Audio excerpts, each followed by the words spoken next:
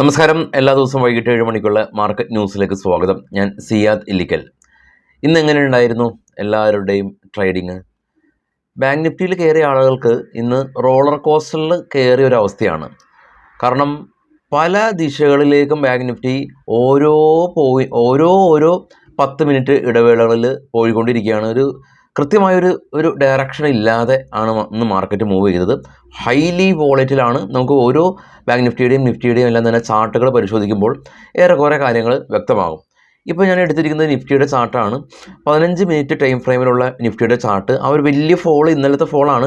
ഇന്നലെ Nifty fall രേഖപ്പെടുത്തി 21,150 support എടുത്തതിന് ശേഷം 21,460 നിഫ്റ്റി ഇന്ന് ക്ലോസ് രേഖപ്പെടുത്തി. ഏകദേശം 350 പോയിൻറ്റ് ഇൻട്രാഡേ ലോയിൽ നിന്ന് നിഫ്റ്റി റിക്കവർ ചെയ്തിട്ടുണ്ട്.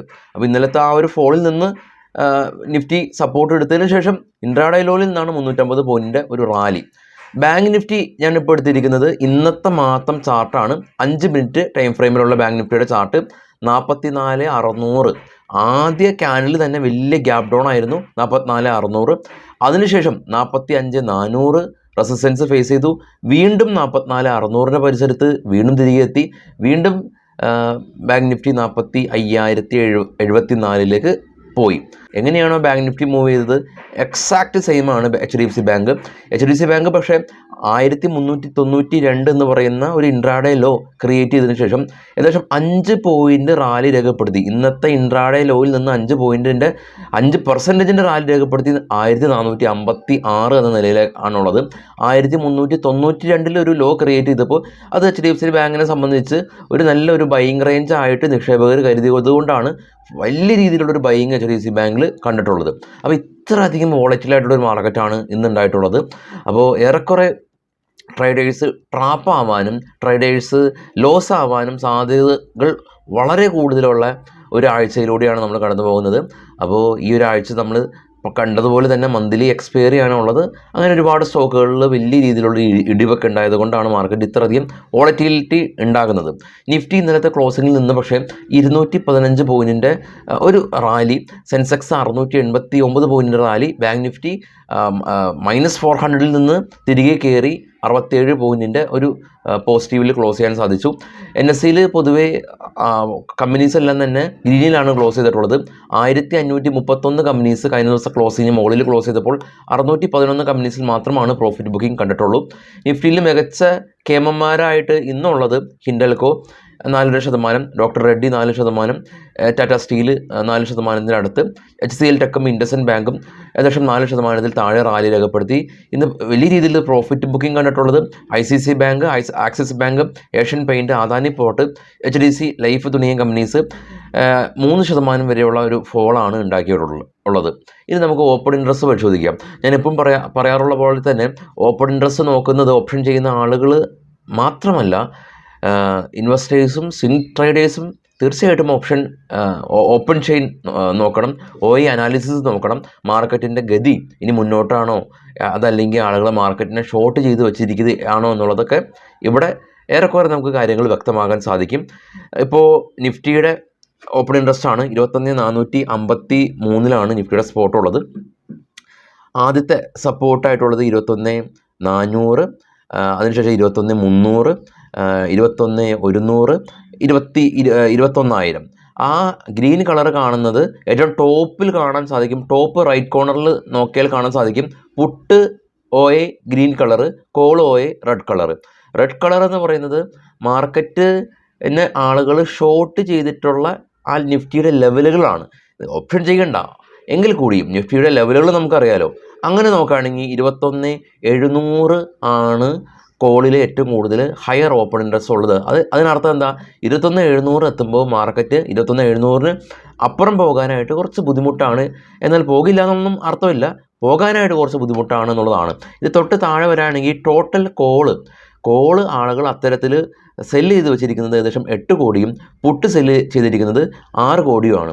അതുകൊണ്ട് തന്നെ ആളുകൾ മാർക്കറ്റ് മുകളിലേക്ക് പോകാതിരിക്കാനായിട്ടുള്ള കോൺട്രാക്റ്റുകൾ സെല്ല് ചെയ്തതുകൊണ്ട് PCR പുട്ട് കോൾ റേഷ്യോ 0.8 ആണ്. 1 താഴെ അത്ര ബുള്ളിഷായിട്ടുള്ള രീതിയിലല്ല നമ്മൾ കൺസിഡർ ചെയ്യുന്നത്. നമ്മൾ മീൻസ് ഓപ്ഷൻ റൈറ്റേഴ്സ് കൺസിഡർ ചെയ്യുന്നത്. ഇനി ബാങ്ക് നിഫ്റ്റിനെ അത്ര വലിയ രീതിയിൽ എക്സ്പ്ലെയിൻ ചെയ്യുന്നില്ല.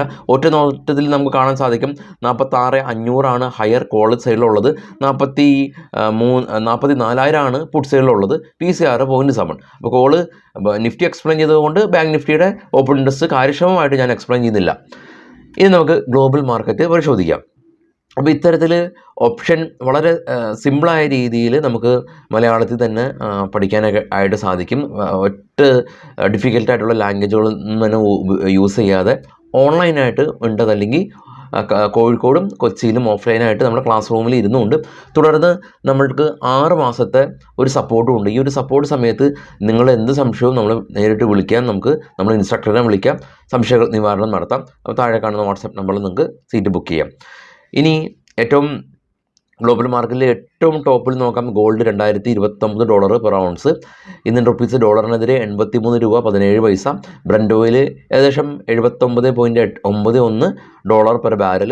ഓസ്ട്രേലിയ ഗ്രീനിലടച്ചു, ചൈന ഗ്രീനിലടച്ചു, കൊറിയ, ജപ്പാൻ മാർക്കറ്റുകളെല്ലാം തന്നെ റെഡിലടച്ചു. ഇപ്പോൾ ട്രേഡ് ചെയ്യുന്ന ജർമ്മൻ മാർക്കറ്റ് അതീവ ബുള്ളിഷാണ്. ഫ്രാൻസും UK മാർക്കറ്റും ബുള്ളിഷ്നെസ് നിലനിൽക്കുന്നുണ്ട്. Russian market slightly റെഡിലാണ്.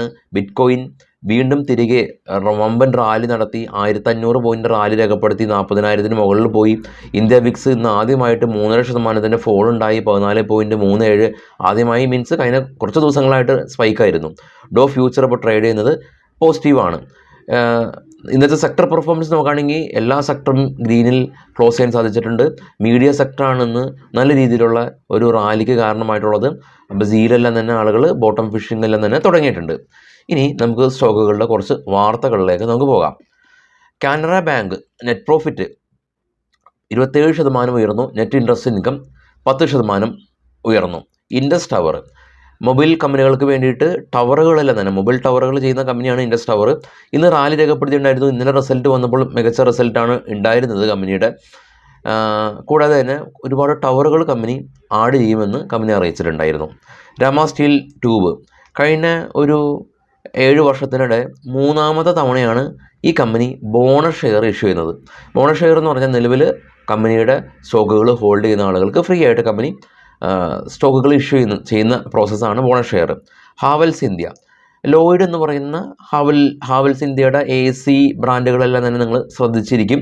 അപ്പോൾ ഈ ഒരു ലോയിഡ് എന്ന് പറയുന്ന ബ്രാൻഡിൻ്റെ സെയിൽസ് എല്ലാം തന്നെ വലിയ തോതിൽ അടുത്ത വർഷത്തിലേക്ക് ഉയരുമെന്ന് ഇവരുടെ MD പറഞ്ഞിട്ടുണ്ടായിരുന്നു. പ്രധാനമായിട്ടും AC ആണ്. അപ്പോൾ പണ്ട് എല്ലാം തന്നെ മെട്രോ സിറ്റികളിൽ മാത്രം വ്യാപകമായിരുന്ന AC എയർ കണ്ടീഷൻ ഇപ്പോൾ അർബൻ നഗരങ്ങളിലേക്കും ഗ്രാമങ്ങളിലേക്കും എല്ലാ ആളുകളും AC എല്ലാം തന്നെ ബൈ ചെയ്യുന്നുണ്ട്. കമ്പനിയുടെ ഈ ഒരു ബ്രാൻഡിന് വലിയ തോതിൽ ഗുണകരമാകുമെന്നാണ് ഇദ്ദേഹത്തിൻ്റെ MD പറയുന്നത്. ലോറസ് ലാബ് പ്രോഫിറ്റ് ഫോൾ ആയിട്ടുണ്ട് 20 കോടി രൂപയിലേക്ക്. 200 കോടി രൂപ ഉണ്ടായിരുന്നു കഴിഞ്ഞ വർഷം. Indian Overseas Bank net profit 30% ഉയർന്നു. സ്റ്റോക്ക് ഗെയിൻ ചെയ്തിട്ടുണ്ട്.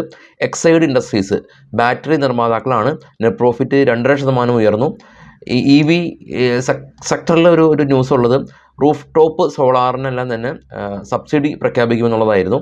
ടാറ്റ പവർ ഇന്നലെ റാലി രേഖപ്പെടുത്തി, ഇന്നും സ്ലൈറ്റ്ലി റാലിയിലാണ്. ടെക്കം നെറ്റ് പ്രോഫിറ്റ് 510 കോടി രൂപയാണുള്ളത്. ഇയർ ഓൺ ഇയർ ആയിട്ട് കമ്പയർ ചെയ്യുമ്പോൾ ഏകദേശം 60% തന്നെ കുറവാണ്. കഴിഞ്ഞ വർഷം 1,296 കോടി രൂപ കമ്പനി രേഖപ്പെടുത്തിയിരുന്നു, നെറ്റ് പ്രോഫിറ്റ് രേഖപ്പെടുത്തിയിരുന്നു. എന്നാൽ ഈ ഒരു ക്വാർട്ടർ ടു ക്വാർട്ടർ നോക്കുകയാണെങ്കിൽ 3% അപ്സൈഡ് ഉണ്ട്. അതായത് ഒരു വളരെ മിക്സഡ് ആയിട്ടുള്ള ഒരു റിസൾട്ടാണ്. IOCയും സമാനമായ രീതിയിൽ നെറ്റ് പ്രോഫിറ്റ് 8,000 കോടി രൂപ. അപ്പോൾ കഴിഞ്ഞ ക്വാർട്ടറിൽ വെച്ച് നോക്കുകയാണെങ്കിൽ 4,000 കോടി രൂപയായിരുന്നു കഴിഞ്ഞ ക്വാർട്ടറിൽ. അത് 8,000 കോടി രൂപയുടെ അപ്പോൾ ഏകദേശം ഒരു മടങ്ങ് വർദ്ധിച്ചു. എന്നാൽ ക്വാർട്ടർ ടു ക്വാർട്ടർ നോക്കുകയാണെങ്കിൽ കഴിഞ്ഞ ക്വാർട്ടറിൽ 12,000 കോടി രൂപയായിരുന്നു. 38% ഫോളാണ്. സോണ BLW കമ്പനി നെറ്റ് പ്രോഫിറ്റ് 24% ഉയർന്നു. Saint DLM company net profit 26% ഉയർന്നു. REC കമ്പനി നെറ്റ് പ്രോഫിറ്റ് 14% ഉയർന്നിട്ടുണ്ട്. PNB ഹൗസിംഗ് കമ്പനി 270 കോടി രൂപയിൽ നിന്ന് 338 കോടി രൂപയിലേക്ക് ആദായം ഉയർന്നു. Orbit export company share buyback പ്രഖ്യാപിച്ചിട്ടുണ്ട്. മോത്തിലാൽ ഇന്ന് റാലി രേഖപ്പെടുത്തിയിട്ടുണ്ടായിരുന്നു. ഓർബിറ്റ് എക്സ്പോർട്ട് ഏകദേശം ഒരു 8%. മോത്തിലാൽ ഒസ്വാലിൻ്റെ റിസൾട്ട് വന്നു. 227 കോടി രൂപയിൽ നിന്ന് 660 കോടി രൂപയിലേക്ക് ആദായം ഉയർത്തി. മോത്തിലാൽ ഒസ്വാൽ ഇന്ന് 10% റാലി രേഖപ്പെടുത്തിയിട്ടുണ്ട്. കൂടാതെ തന്നെ 14 രൂപ ഡിവിഡൻഡ് പ്രഖ്യാപിക്കുന്നുണ്ട്. CMC info company net profit 75 കോടി രൂപയിൽ നിന്ന് 87 കോടി രൂപയിലേക്ക് ഉയർത്തിയിട്ടുണ്ട്. ഡിവിഡൻഡ് 2.5 രൂപ പ്രഖ്യാപിക്കുന്നുണ്ട് എന്നുള്ളതാണ് ഈ ഒരു മൊമെൻറ്റിലുള്ള ന്യൂസുകൾ. നാളെ രാവിലെ 7:00 വിശദമായിട്ടുള്ള പ്രീ മാർക്കറ്റ് ന്യൂസായിട്ട് എത്താം. Good night.